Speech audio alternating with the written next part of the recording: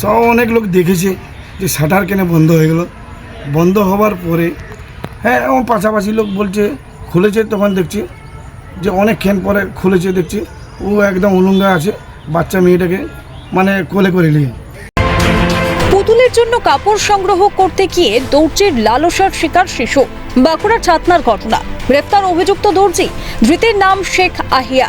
অভিযোগ, রবিবার দুপুরে পুতুলকে পরানোর জন্য কাপড় সংগ্রহের জন্য দর্জির দোকানে গিয়েছিল বছর 7-এর ওই শিশু। সুযোগ কাজে লাগিয়ে ওই শিশুকে দোকানের মধ্যে ডেকে শাটার নামিয়ে নির্যাতন চালায়। পরে বিষয়টি জানাজানি হয়।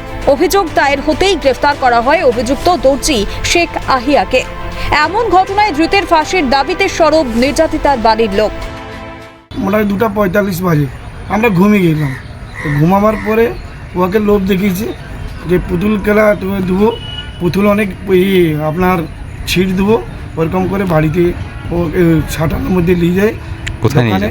দোকানে লিখেছে, দিয়ে ও শাটার বন্ধ করেছে।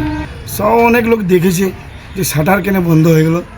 বন্ধ হওয়ার পরে হ্যাঁ আমার পাশাপাশি লোক বলছে খুলেছে, তখন দেখছি যে অনেকক্ষণ পরে খুলেছে, দেখছি ও একদম উলঙ্গা আছে, বাচ্চা মেয়েটাকে মানে কোলে করে নিয়ে।